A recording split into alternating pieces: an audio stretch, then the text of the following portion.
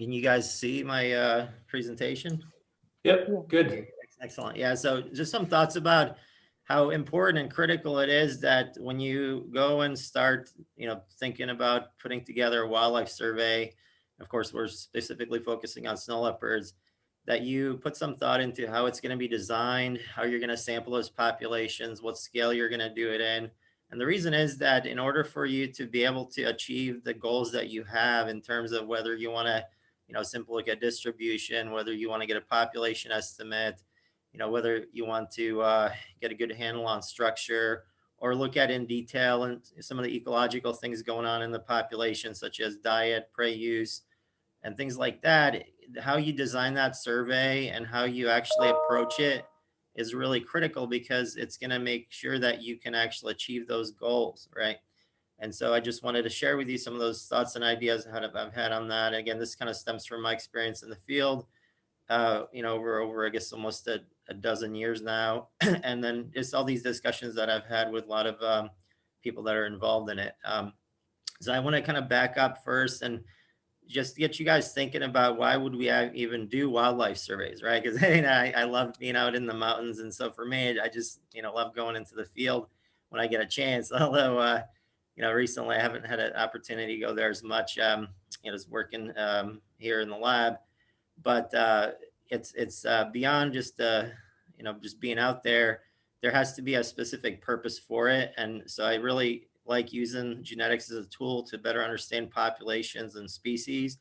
And so really you do these surveys to do a couple different things, right? So if you're talking about abundant populations such as the gray wolf, now of course in some places the gray wolf may not be, the populations may not be as robust in other areas, but overall it's a common species. So we want to get information how to manage these abundant species. And some of the species that snow leopards rely on are abundant, like ibex. And then, when we're talking to threatened populations, it's sort of a little bit different. We want to kind of figure out and make sure that what we're doing conservation wise is helping to make sure that these populations are sustainable, maybe promote them to expand. We also want to do things like we want to make sure that these conservation actions that we're doing, which of course, as you all know, are extremely time consuming, they can be expensive. There's never a abundance of funding when it comes to conservation, seems like, right? And so we want to make sure that the efforts we're putting in are actually effective and that we're putting them in places where they're most needed, obviously, right?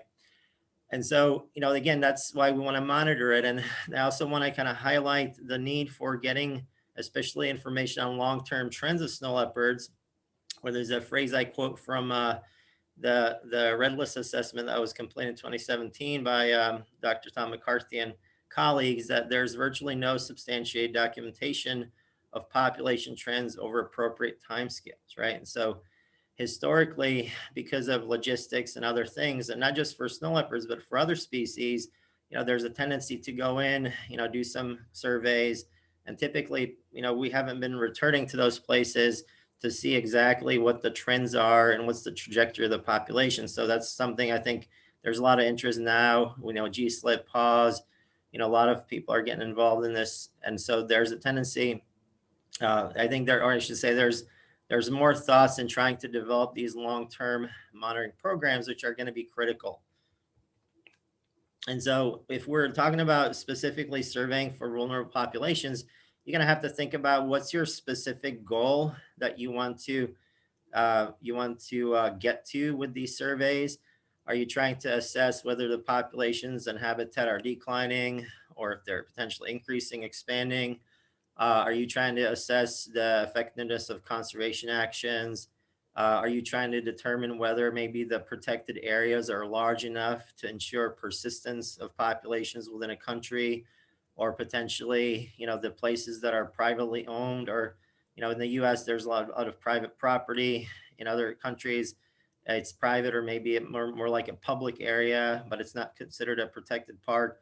Well, are these places valuable? Are they basically places where populations are present and stable? Or are they acting like sinks, things like that? And then, of course, we want to kind of compare short-term and long-term trends. Think about connectivity on a larger scale, as we all are, familiar with the idea that populations are more stable when they're connected, right? And so trying to identify, for example, corridors and, where these animals could be moving through is important.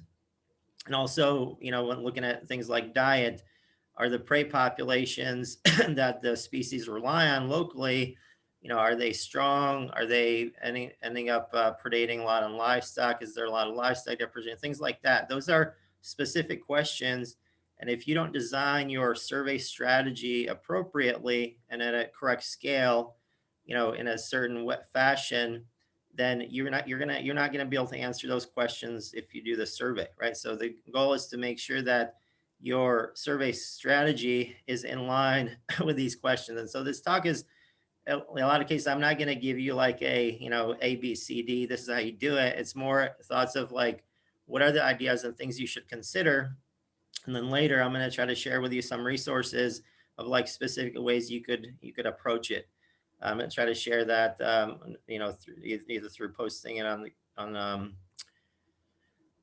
the Google groups, and some try to post some papers and as resources in there. And so again, these different questions determine the scale of your sampling effort, and also how often you end up repeating it.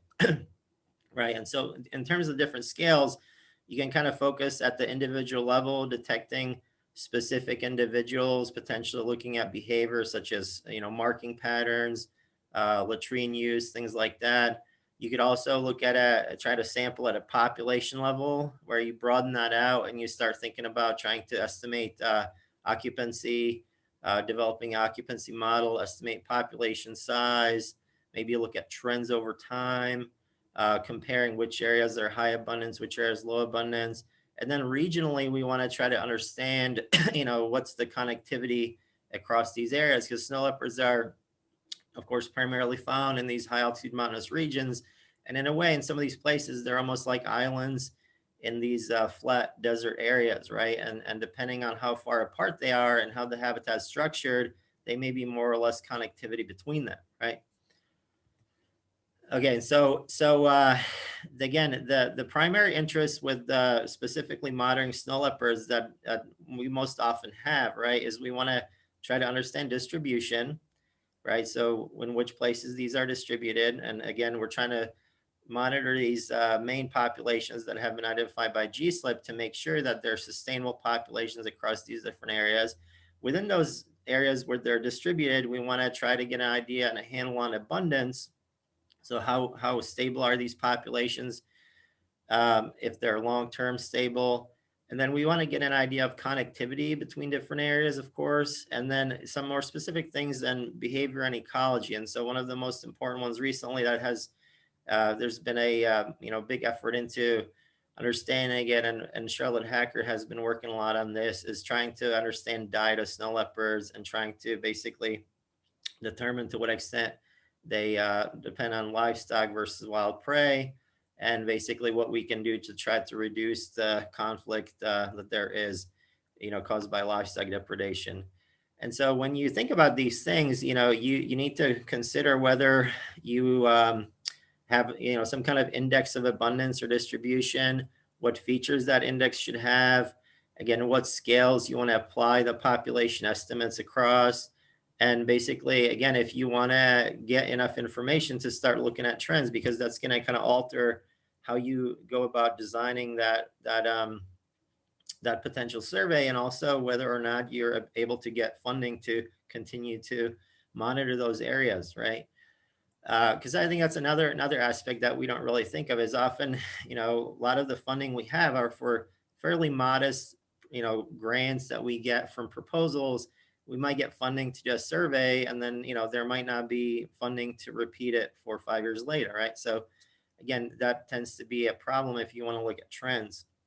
When we're talking about specifically into those wildlife surveys, you of course want to define your target population. And again, these are kind of things you got to consider. Do you want to focus that survey on a local population, right? Do you want to broaden it out to maybe a subpopulation in a particular region, or expand it out to a population that covers a broader area, or even look at some larger region such as Mongolia or the Himalayan region, Trans-Himalaya, where you want to look at meta populations that potentially might be connected, right? And again, as you broaden it farther out, you basically, of course, have to then consider doing a strategy where you coordinate it with other research groups. Some of those may be in different countries, and the broader you go, right, the more you have to ensure that you're using consistent survey strategies, right? The another thing I want you guys to think about a little bit is how much information are you trying to get from a particular survey, right? So this information can be kind of broken down into just simply presence absence information, right? But if you start sampling in a little bit more detail, you can potentially get an index of abundance, right? So we don't have a fixed population number, but we have an index that's basically correlated with abundance, right? And then we can compare areas that have been surveyed, right? If we want to get even more actual estimates or specific estimates, we can try to estimate population size. If we do that over multiple periods, then we can start looking at the trends, right? And if we kind of, instead of broadening out temporally or in time, we broaden out spatially, then we can start looking at landscape connectivity. And then again, the last kind of aspect I'm going to put in is diet. So again, sampling for looking at diet ecology and prey use. So this is like 4 different types of population estimates really that you can kind of get, right? It serves like a quality that you're going to get out of it. So on the top left corner, it illustrates the idea of having unbiased, precise population estimates. The bottom left is having a biased estimate that is a little bit off of the target, but it's precise, right? So there's low variation, but it's a little bit biased. And then the top right corner illustrates an idea of getting estimates that are unbiased but not very precise. And then finally, ones that are biased and not very precise. And so I want you guys think a little bit about where most snow leopard surveys are today. Well, I would kind of like to play the devil's advocate a little bit here. And I'm not saying, so there's problems with surveys in general, but I think we have a tendency to end up with surveys that tend to be a bit biased and not very precise, right? And they're still useful. A biased, not precise estimate is still a useful information. However, I think with snow leopards particularly, we tend to, because it's so logistically difficult to work in these areas, to get in those places, we tend to, when we get there, we try to focus on surveying areas where there's a greater likelihood of detecting a snow leopard, because we might have only 1 to 3 weeks there, right? And so basically by nature, we're almost biasing our samples to places that we're guaranteed to detect a snow leopard. And of course, in order to get a population estimate, you actually have to have pretty high detection probabilities, to, like I said, develop an occupancy model, things like that, or to get a population estimate. So by nature, we're sort of like, developing surveys in places where the best quality data is. And then also with snow leopards, because a lot of the scat we collect may be non-target species, we have limited information, limited number of samples, all these things, we may be not resampling individuals. A lot of times our estimates are not only biased, but they also maybe aren't very precise, right? So I just want you guys thinking about this and how we can actually design the surveys to improve that, right? So we want to improve things where we want to develop more systematic sampling, right? So we want to do stratified random design. This is sort of like the recommended way to sample across wildlife, where if we have a region that has, high quality habitat, low quality habitat, we take random samples equally in those different habitat classes. We can have fixed transects that, they don't necessarily have to be fixed. We have to also think about trying to repeat surveys annually or seasonally, right? So to make sure that when we go into a place, we're only there for, sampling once in a year, that we don't happen to basically, end up with a bias because of the period, the time point we actually sampled, right? And, we want to try to get some sort of sampling where if we don't have a possibility to get a true population estimate, we have a pretty good relative index, right? That we can then use to compare sites. That's the main, that's why we want to do this, right? Is we want to be able to compare sites. And you're always got to think about, these things that can introduce additional bias, not just from sampling, things like observer bias. So some people might be better at spotting scat than other people, right? There you might have basically habitat changes that occur, or you go into an area, all of a sudden there's a big snowfall, right? And it covers up all the scat, you can't find it. And, when the previous time that it was sampled, you had no snow cover, and so the conditions were different, right? And so it resulted in different detection probabilities. There's also different, especially between researcher groups, there could be different levels of effort and even the methods used, what sort of transects you end up walking. So I'm specifically talking about scat surveys, right, for genetics. So how long those transects are, how densely how many transects you survey within a 25 square kilometer, these kinds of things, right? These things that you need to keep really good notes on it, because if you have the notes on how you developed that survey, how you implemented it, there's a much greater likelihood that you can make meaningful comparisons between studies. All right. So one advantage of snow leopards is that they definitely tend to have areas where these latrines where you can find a lot of snow leopard scat. So this is a saddle that I took a picture of in Mongolia, where there was about 7 scat samples and then 3 scrapes that were easily observed, right? And so what makes it really ideal is because you can actually find a lot of scats within a small area, and it's very visible. There's no leaf litter, there's no vegetation to hide it. It's dry. A lot of the DNA quality for scat is actually good, right? Even though you still have PCR fail on his stuff.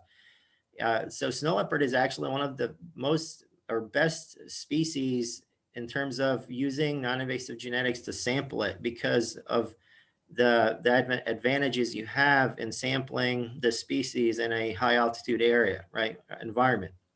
Right. So that's a really positive thing where, like if you switch to like a tropical area or tigers in Thailand or something, you're not going to be able to find these scats as easily, and you won't have an opportunity to have high quality data as you could potentially get from snow leopard surveys. I want to talk a little bit about 4 types of surveys that you can have.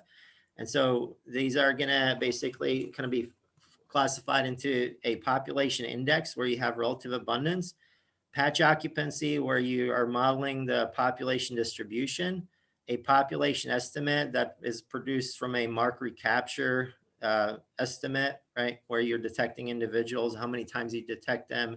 You then use that to estimate population size. It can be from a single period or multiple.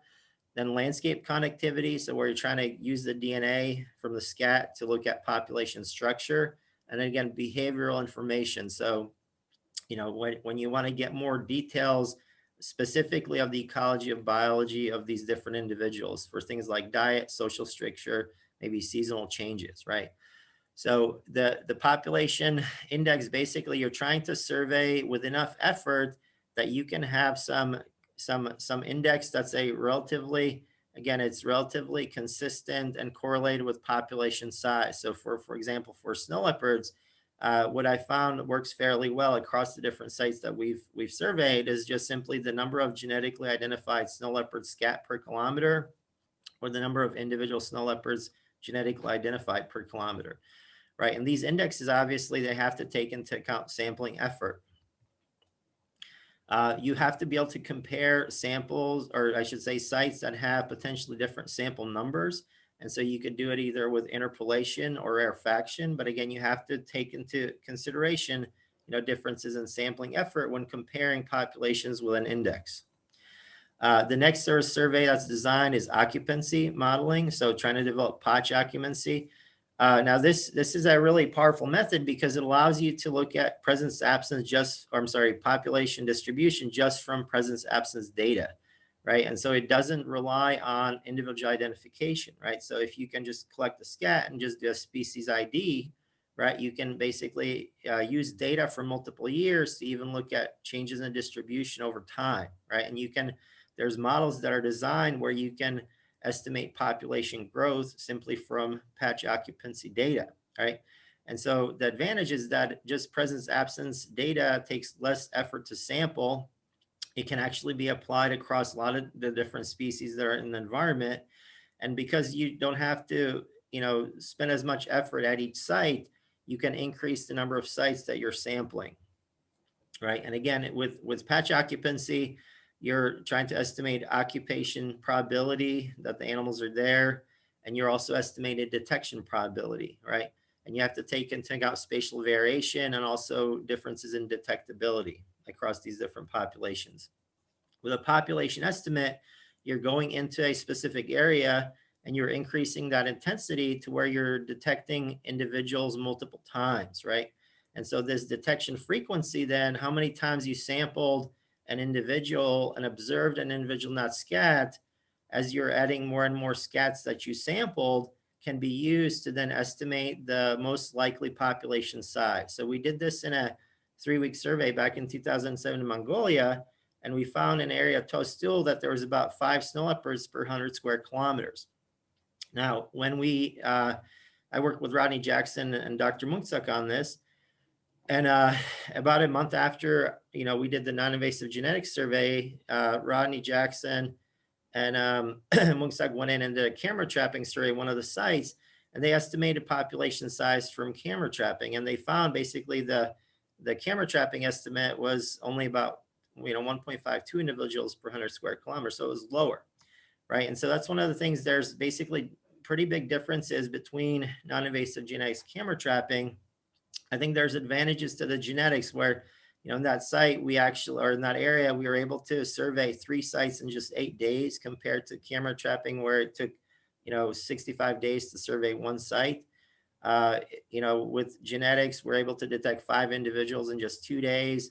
Camera trapping took 7 days to identify, or it took 65 days to observe 7 individuals.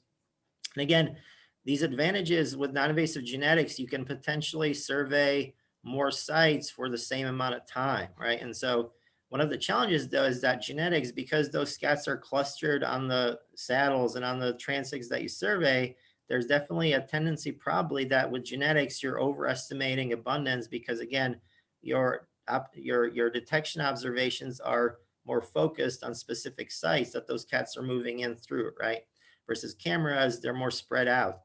So that's something that we got to keep in mind, is that the genetic estimates, although they're good and efficient, there's a potential that they're overestimating abundance. Another question is landscape connectivity. So with these specific samples that we surveyed throughout these snow leopard range countries, we're able to start looking at phylogeography and look at connectivity at a broader scale. So to do that, you basically want to, again, spread out your sampling effort so that you're detecting multiple individuals in the same populations, right? And so again, we looked at basically the phylogeography, and we were able to make connections with connectivity between different areas.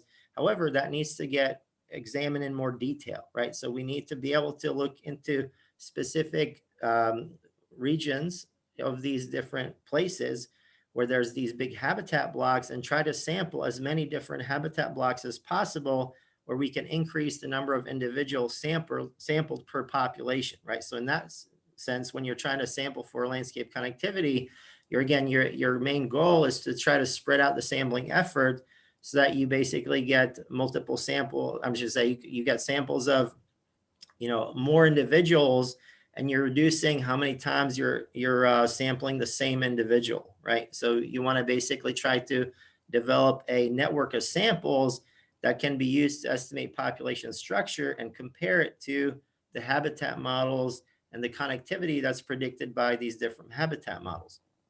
And again, the main goal is try to identify metapopulations that should be managed, in a certain hierarchical fashion, and to identify corridors that are connecting these different populations. And then the final thing is that you also, if you want to look at diet now all of a sudden, or behavior, you need to sample in more detail, right? So you need to basically sample more intensively because you're trying to get more individuals, or I should say, you're trying to get more observations in the scat of the same individuals, right? Or as many individuals in that area. And so the goal is to do repeated sampling with higher intensity, so then you can get a better handle on the ecology or biology of that species. And so Charlotte Hacker's been doing a lot of this, where she set up a long-term study site with the Chinese Academy of Forestry in China with Dr. Zhang and Dr. Li. They deployed fox lights in some of these areas, and they're collecting samples over a course of a year. And the goal is to get it from different four sampling points, or time points, I should say, time periods, and then look at scat, or you look at the scat in terms of the prey that's in that scat, to basically look at diet, livestock depredation, and how it potentially is changing seasonally, and if the fox lights are potentially affecting the livestock depredation, ideally reducing it, hopefully is reducing it, right? But the main thing I want to again highlight is that your survey strategy that you design is really dependent on your goals, right? So if you need to plan ahead, you got to make your objectives, decide what your objectives are. When you're in the field, you need to be flexible, because sometimes you're going to have to you're inevitably going to have to make adjustments in the field. Like, you coordinate it with research groups, and you basically focus that you design some sort of strategy that ultimately is going to be repeatable and standardized. So it's going to allow for comparing trends both spatially and also over time, right? And so again, identify your study population, go in and sample it effectively. Once you get those target species, do the genetic analysis, work with a lab, or you can do it in a lab that you're working in to get individual information. From that, you can look at connectivity distribution, min number, population size.